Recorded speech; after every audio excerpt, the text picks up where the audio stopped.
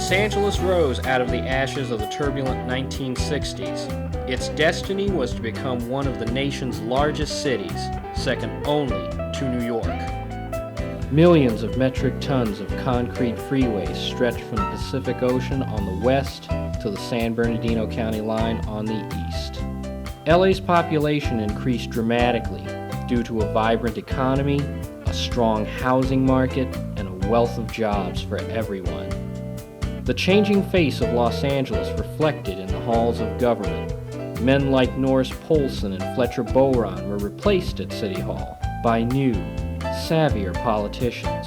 Billy Mills, City Councilman. Gilbert Lindsay, City Councilman and self-proclaimed Emperor of the Great Ninth District.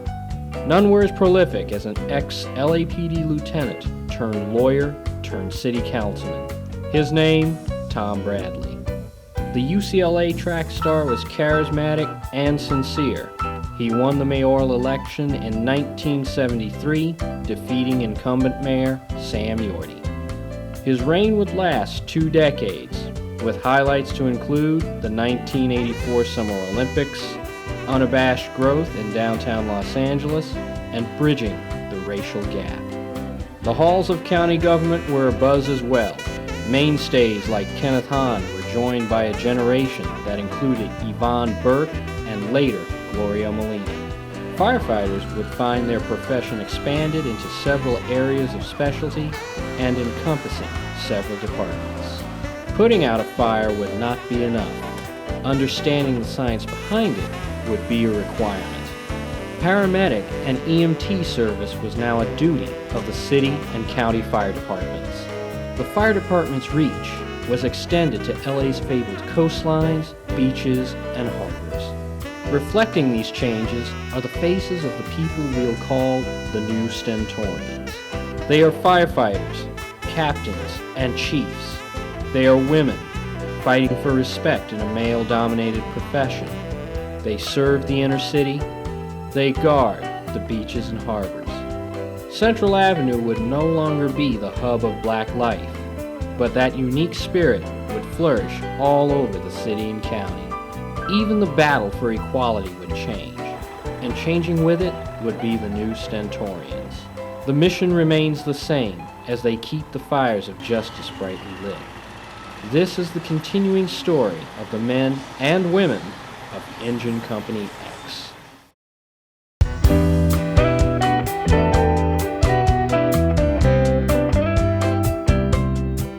The 1970s saw a changing of the guard for the Stentorian organization.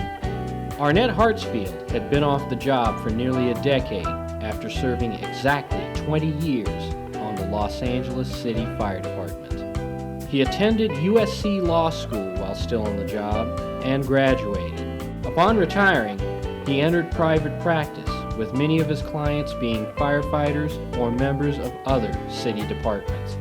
Jacob Addison was promoted to captain. One of his commands included Station 54 in the Crenshaw district.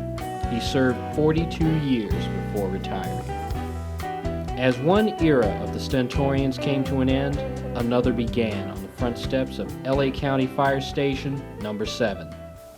I was delivering for United Partial, and I happened to deliver a package to a station in West Hollywood, Station 7, and a firefighter by the name of Jonathan Leonard happened to be there, and he was making me aware of the fact that they're recruiting for firefighters.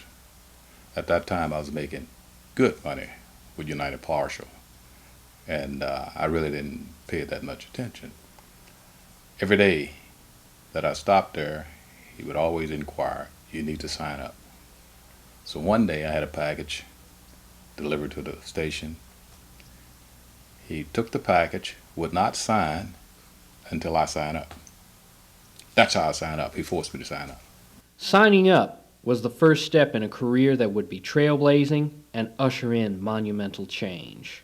After taking an exam, I was given a card indicating I had passed.